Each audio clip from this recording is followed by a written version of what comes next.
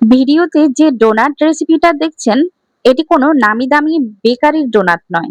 এটি আমার নিজের হাতে ঘরে তৈরি করেছি। বিশ্বাস হচ্ছে না? আজকের ভিডিওতে আমি আপনাদের সাথে শেয়ার করতে যাচ্ছি প্রফেশনাল বেকারদের সেই গোপন ডোনাট রেসিপি, যার জন্য মানুষ হাজার হাজার টাকা খরচ করে বেকিং ক্লাস করে।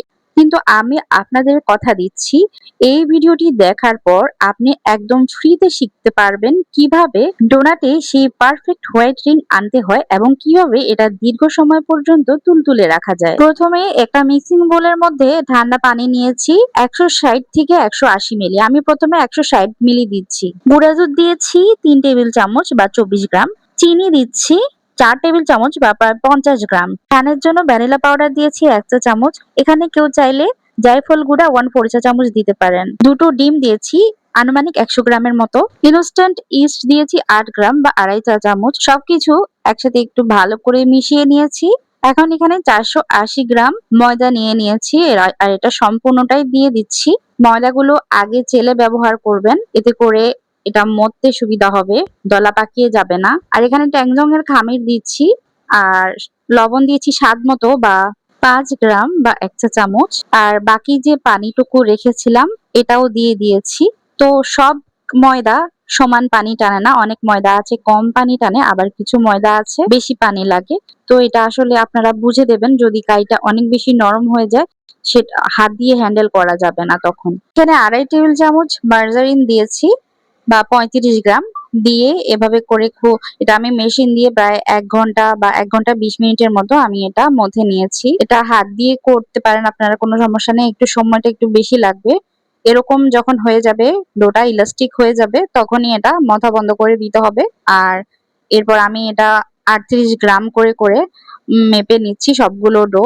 আপনারা এটা একটা ছোট কাপের মধ্যে ডোটা মেপে নিতে পারেন, তাহলে সবগুলো সমান সাইজের হবে। এটা খুব ভালো করে নিচের পাশটা সিল করে নিতে হবে, নয়তো ভাজার সময় খুলে যাবে, দেখতে সুন্দর হবে না ডোনাট গুলো। ডোটাকে ময়দার মধ্যে কোট করে নিয়ে এরকম ট্রের উপর রেখে দিয়েছি 5 মিনিটের জন্য। আমি আজকে এক প্রুফেই ডোনাট গুলো তৈরি করব, অনেক বেশি সময় লাগাবো না, তবে সবগুলো ডোনাটই নরম তুলতুলে হবে।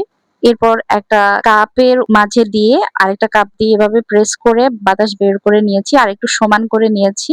অনেক বেশি চাপ দিয়ে একদম ফ্ল্যাট করে নেওয়া যাবে না, 1 সেন্টিমিটার পুরুত্ব করে নিলেই হবে। ডোনাটগুলো আমি মাঝখান দিয়ে কেটে নিয়েছি।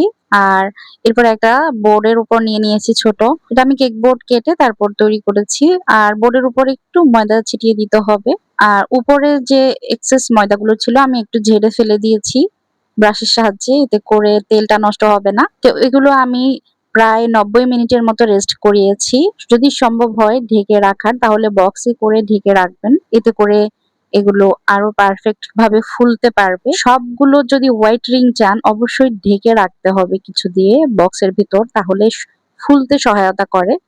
খোলা রাখলে ফুলতে সময় বেশি লাগবে। তো আমি এগুলো সুন্দর এরকম দুই পাশে কালার হওয়া পর্যন্ত ভেজে নিয়েছি মিডিয়াম টু লো হিটে, অনেক বেশি হাই হিটেও না আবার অনেক বেশি লো হিটেও না। তেলের তাপমাত্রা যদি অনেক বেশি হয় তাহলে পুড়ে যাবে, ভেতরে কাঁচা থাকবে, আর যদি অনেক কম হয় তাহলে ভেতরে তেল ঢুকে যাবে। তো সবগুলো ডোনাট ভাজার পর একটা র্যাকের উপর রেখে দিবেন অথবা টিস্যুর উপর রেখে দেবেন যাতে তেলগুলো ঝরে যায়।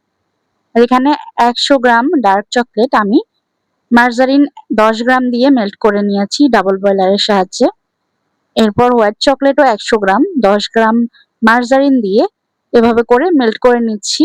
আমি ডোনাট গুলো আজকে ডেকোরেশন করে দেখাবো তার জন্য। আর অনেকেই দেখা যায় যে চকলেট মেল্ট করার সময় পারফেক্ট ভাবে গলে না, তো ওই সময় কি করবেন? ওই সময় আপনারা চাইলে 1 থেকে 2 চা চামচ পানি দিয়ে নেবেন, গরম পানি, তাহলে এগুলো মেল্ট করতে সুবিধা হবে, মানে মেল্ট হয়ে যাবে চকলেটটা। অনেকে তো এভাবে হওয়ার পর ফেলে দেন, তো ফেলে না দিয়ে যদি 1 থেকে 2 চা চামচ গরম পানি দেন তাহলে কিন্তু আবার চকলেটটা সুন্দর মেল্ট হয়ে যাবে। এখানে দেখেন আমার ডোনাট গুলো কিন্তু এখন একদম ঠান্ডা হয়ে গেছে আর অনেক পারফেক্ট নরম তুলতুলে একদম বালিশের মতো হয়েছে। আর এদিক থেকে আমি এখন গ্লেজ দিয়ে নিয়েছি ডোনাটের উপর। প্রথমে ডার্ক চকলেটে কোট করে নিয়েছি, এরপর আমি এখানে কাজু বাদাম দিয়ে দিচ্ছি উপরে। কাজু বাদাম গুলো আমি ড্রাই রোস্ট করে নিয়েছি। আর এভাবে করে উপরে দিয়ে দিয়েছি। এটা খেতে অনেক বেশি মজা লাগে। আর এরপর হোয়াইট চকোলেটের গ্লেজটা দিচ্ছি।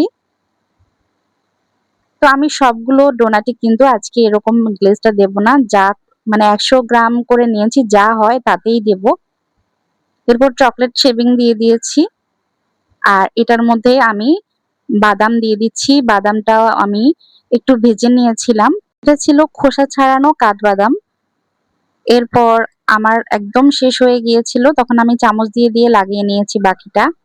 আর আরেকটাতে আমি এভাবে করে গ্লেজ দিয়ে নিয়েছি। কালোর মধ্যে সাদা চকোলেটের গ্লেজ। আর এটা ফুল করার চেষ্টা করেছি। আর এটা জিগজ্যাগ ডিজাইন করে নিয়েছি মার্বেল। আসলে এই ডিজাইনগুলো করতে আমার খুব বেশি ভালো লাগে। কিন্তু যখন ভিডিও করি তখন একটুও ভালো লাগে না। মন চায় যে তখনই ভিডিওটা ছেড়ে ছুড়ে চলে যাই। এনার্জি আগেই সব শেষ হয়ে যায়। তো ডেকোরেশনের টাইম আসলে তখন আর বিরক্ত লাগে। তবে আমি এই ডেকোরেশনটা অনেক বেশি পছন্দ করি করতে। কিন্তু ওই সময় আর মনোযোগ দিয়ে করতে পারি না। এই যা। দেখতে পাচ্ছেন কতটা নরম তুলতুলে হয়েছে। এগুলো এমনি খেতেও অনেক মজা। কাপ এবং গ্রামের মাপ আমি কিন্তু এখানে স্ক্রিনে দিয়ে দিয়েছি। ভিডিও ভালো লাগলে একটা লাইক দিয়ে চ্যানেলটি সাবস্ক্রাইব করে পাশে থাকবেন। আজকের মতো আল্লাহ হাফেজ।